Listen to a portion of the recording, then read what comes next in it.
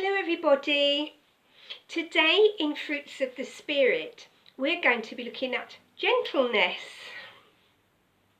Now this sounds like it could well be one of the easier fruits of the Spirit to deal with, but when we give it some thought it may well be one of the hardest, at least for me anyway, probably.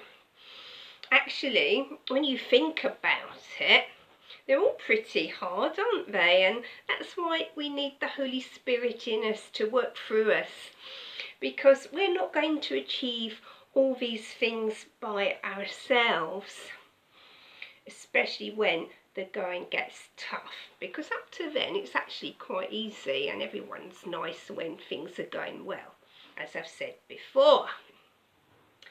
So, what is so difficult about being gentle? We see babies and puppies, we don't have a problem being gentle then, do we? And we don't have a problem being gentle when we're around our loved ones and they've been very nice to us, as loved ones can be. But that's not real life, is it? It doesn't happen all the time.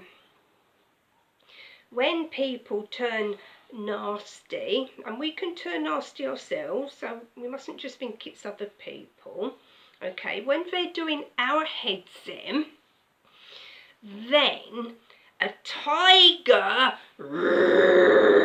can be unleashed from in here, can't it?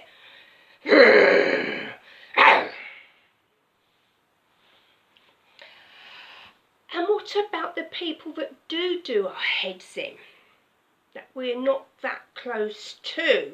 Now, truth, that can be a real problem, can't it? And I don't even want to go there, because that's probably going to be where I start feeling in a very dramatic, wonderful manner. But we don't want to hear about that, because it's not God's way. And Michele here is a work in progress, as I said before. Trying to get there. That's another thing. What if we are verbally abused? How do we retaliate? Do we lose the plot? Have you thought about that one? Do we think revenge is sweet? Are we quick to go on the defensive? Yeah, we know all about that, don't we? Have we always got to have the last word? Do you know, I think being gentle is being the bigger person. It isn't about scoring brownie points. It isn't about getting one up on someone all the time, always having to be the top dog, okay? Always feeling you've got to win. It isn't about that. It's about listening to them shouting, hopefully not swearing, but they might. There's a lot of that goes on nowadays. And they're losing the plot whilst we remain calm and we keep it all together.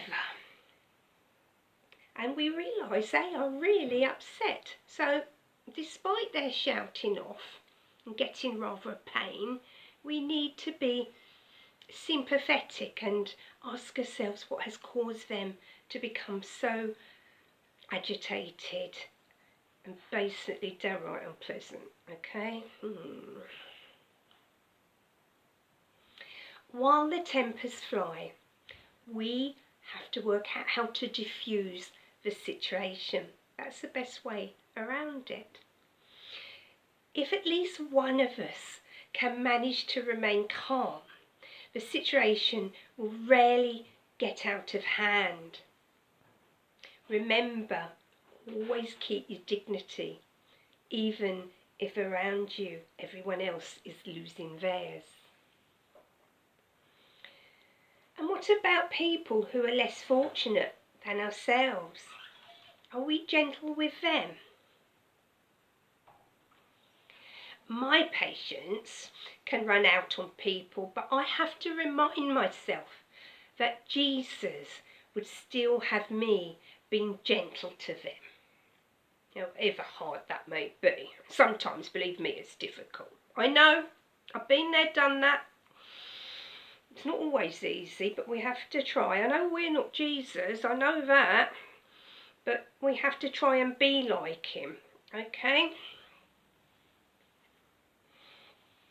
I have to remind myself to be like Jesus and be gentle and nice all the time.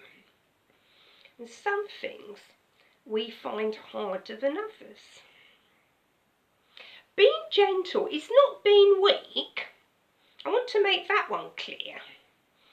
We get the wrong image of Jesus when we think of the hymn, Gentle Jesus, meek and mild. Jesus, yeah, he was gentle and compassionate and caring and loving, but I tell you, he certainly wasn't weak. He was the bigger man. He would stand up for what is right. But the way he dealt with things is the way we should deal with them also. Except, of course, for knocking table and chairs over. You don't want to be doing that. You're going to get in a bother if you do that. So I'm going to read one verse today through Colossians chapter 3, verse 12.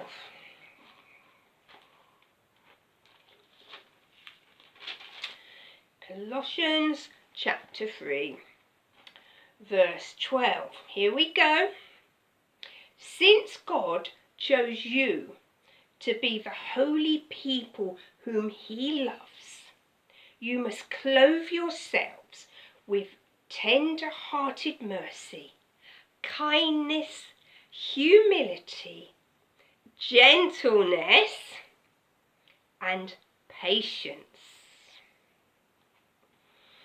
There, that has told us all, hasn't it? I know it's hard to think rationally under times of stress and irritation, but let us all try, shall we? And always ask ourselves how Jesus would behave if he was confronted with the same situation. Jesus was never weak. He was always very much the man. He showed the world love, gentleness, and compassion. Meek in our language today has a different meaning to what it was translated from in the Greek. It doesn't mean weak in the Greek, okay? Aristotle explained it like this. The meek person is the one who feels anger on the right grounds, against the right person, in the right manner, at the right moment, for the right amount of time. It is okay to be angry, as long as we manage that anger in a healthy, positive way, by being gentle to everyone. Let's follow Jesus' example, and we won't go wrong. Okay, folks, remember, be gentle always.